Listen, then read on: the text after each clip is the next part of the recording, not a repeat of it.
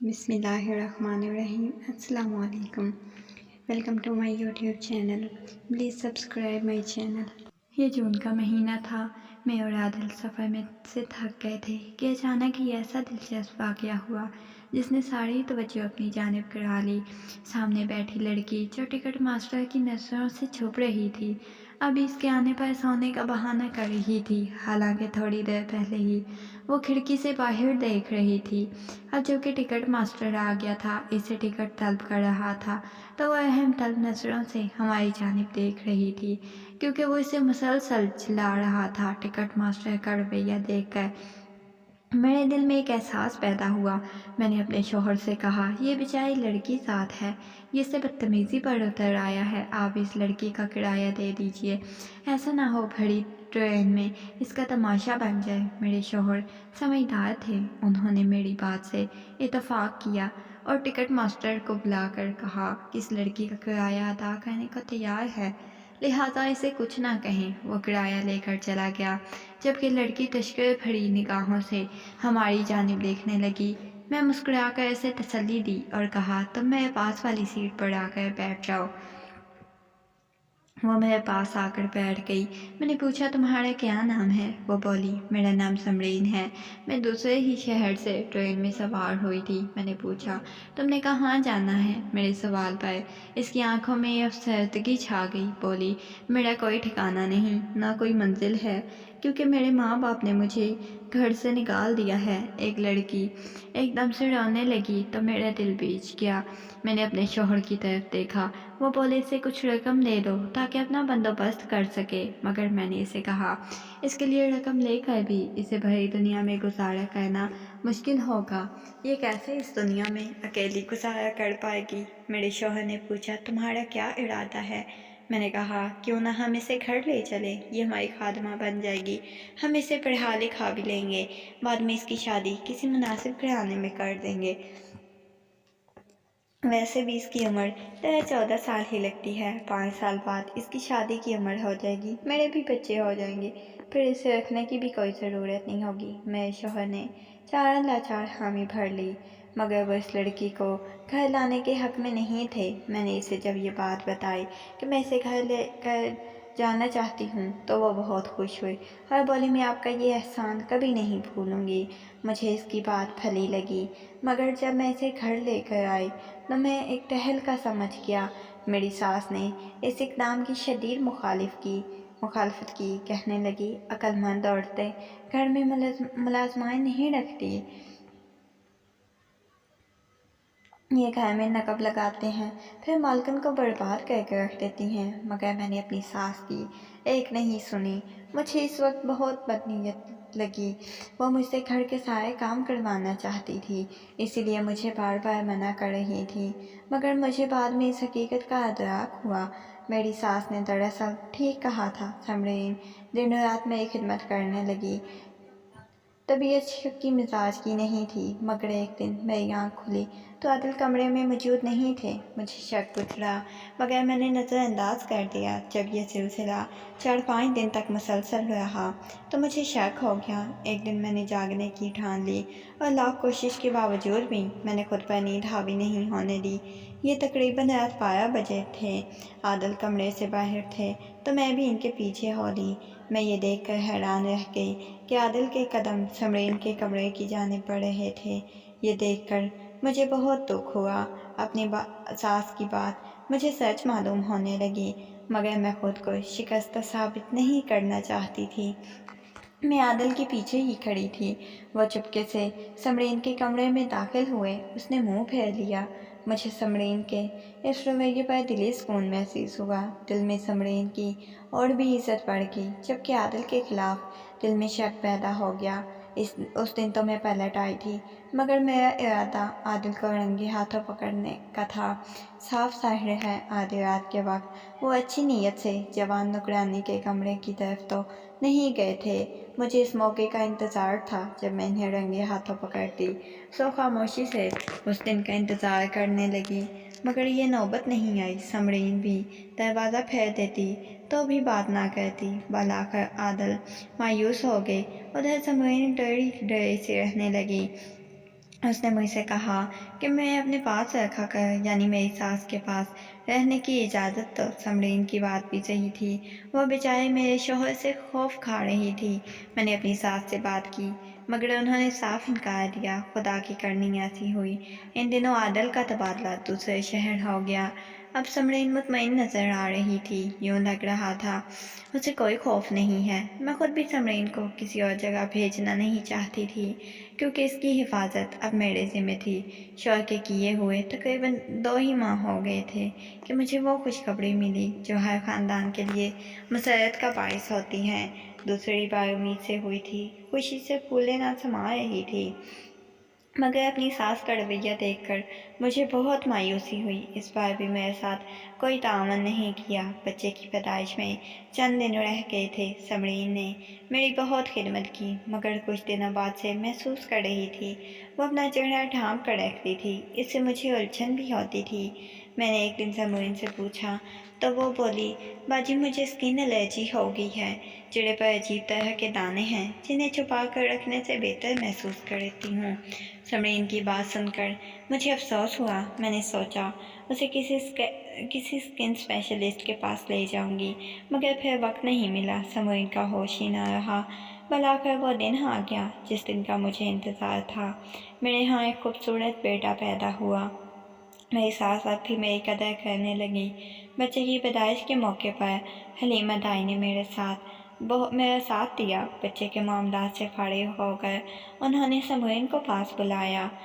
ران کی حالت نازک تھی۔ بولی، بیٹی میری بات غور سے سنو، مالکن کی حالت نازک ہے، ایسے میں انہیں 40 دن تک مسلسل مالش کی ضرورت ہے ورنہ یہ بیمار بھی پڑ سکتی ہیں۔ ایسے دنوں میں اگر سردی بغیر کام ہو تو پھر ساری عمر یہ درد جوڑوں سے نہیں جاتا۔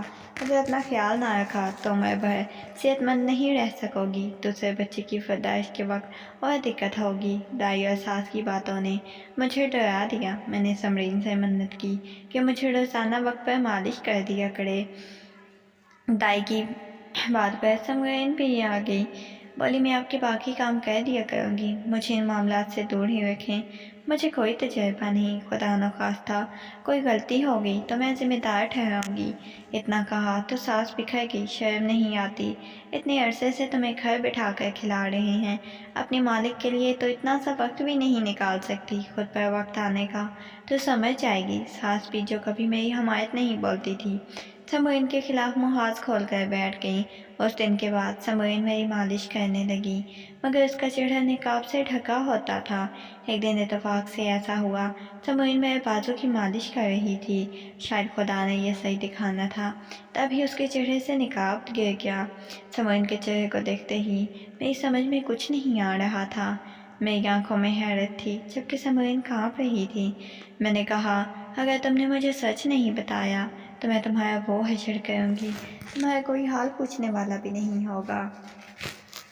میری بات سن کر سمرین کے چہرے پر خوف کی چھائیاں چھا گئیں۔ میں نے کہا، سمرین اگر تم مجھے سچ بتا دو گی، خدا کی قسم تم کسی سے نام بھی نہیں لوں گی، لیکن اگر تم نے مجھ سے جھوٹ بولا تو میں تمہیں ابھی اسی وقت پولیس کے حوالے کر دوں گی۔ سمرین بولی، میرا تعلق ایک نہایت غریب گھرانے سے ہے مگر غریب ہونے کے ساتھ ساتھ ہم لوگوں میں جہالت بھی تھی۔ میرے ماں باپ جو بیٹیوں کی پیدائش کے ہمیشہ سے ہی خلاف تھے، انہیں اللہ نے 5 بیٹیاں دی۔ جب چھٹی بیٹی کی پیدائش ہوئی تو ابا کے ارمانوں پر اوس پڑ گئی۔ انہوں نے سوچا کہ شاید اس بیوی سے اللہ نے بیٹیاں ہی عطا کرنی ہیں، کیوں نہ دوسری شادی کر لی جائے۔ اب اس بات کا چرچا گھر میں ہی ہوا تھا۔ میری ماں کو اپنی حکمرانی خطرے میں پڑتی دکھائی دی۔ وہ دن رات اللہ کے حضور کڑکڑانے لگی، کسی طرح بیٹے کی ماں بن جائے، مگر یہ قدرت کا کام ہے، دیر سبر ہو جاتی ہے۔ ایک دن وہ اداس بیٹھی تھی، ایک عورت میری ماں کے پاس آئی۔ بتایا، ساتھ والے گاؤں میں نئے پیر صاحب آئے ہیں، ان کا کہنا ہے میرے پاس ایک ایسی دوا ہے جسے کھا کر بیٹا پیدا کر سکتی ہو۔ عورت کی بات سن کر ماں کو حوصلہ ہوا۔ انہوں نے سوچا، آخر اس میں حرج ہی کیا ہے؟ شوہر سے بھی شرط باندھی، اگر اس بار بیٹا نہ ہوا تو بے شک دوسری شادی کر۔ اماں اس پیر صاحب کے پاس گئیں تو انہوں نے ایک دوائی پانی میں گھول کر کھانے کو دی۔ بولے کہ لیکن اگر تم نے مجھ سے جھوٹ بولا تو میں ابھی اور اسی وقت پولیس کے حوالے کر دوں گی۔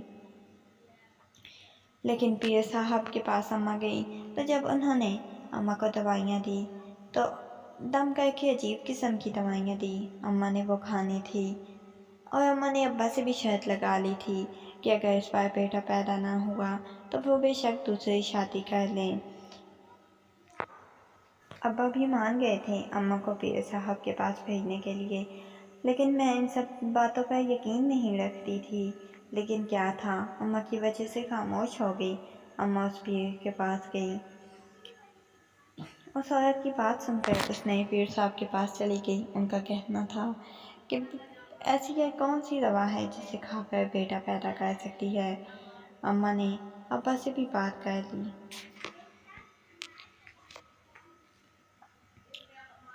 अम्मा इस पीर साहब के पास गईं तो उन्होंने एक दवा पानी में घोलकर अम्मा को खाने को दी और बोले कि जब बेटा पैदा हुआ तो मेरे पास ले आना, वरना नुकसान में रहोगी।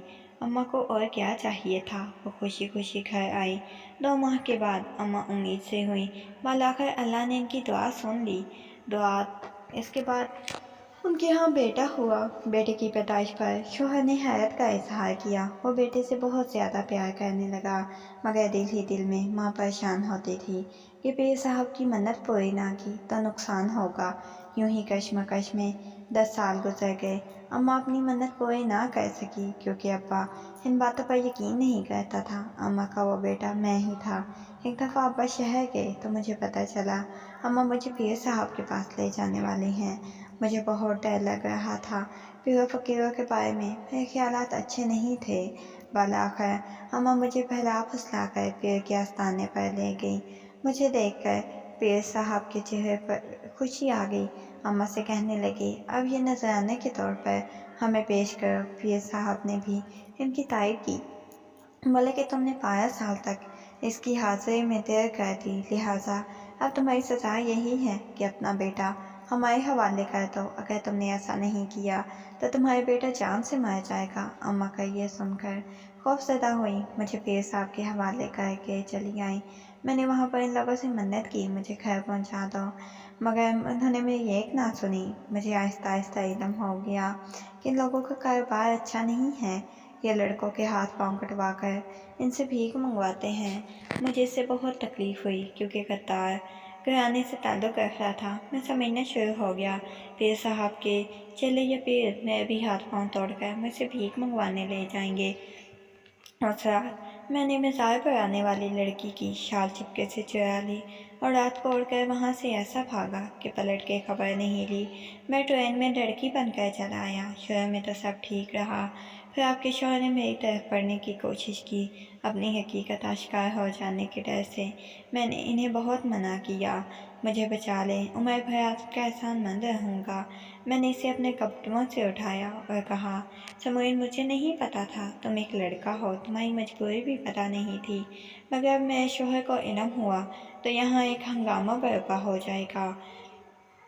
जाने का तुम खुदा के लिए यहाँ से चले जाओ। मैं तुम्हें कुछ पैसे और जेवर भी दे देती हूँ, इन्हें इस्तेमाल में लाकर अपने लिए कुछ बेहतर करने की कोशिश करो, मगर यहाँ नज़र मत आना, वरना मेरी ज़िंदगी मुश्किल पड़ जाएगी। इसे अपनी अलमारी से निकाल कर चंद जेवरात और पैसे भी दिए ताकि इन्हें बेचकर अपना गुजारा कर सके। सास को मैंने कह दिया, जेवरात सफाई के लिए दिए थे, वहाँ पर होने वाली चोरी में मेरे जेवरात खो गए हैं। उस दिन के बाद समरीन मुझे अपने घर के आसपास नज़र नहीं आई।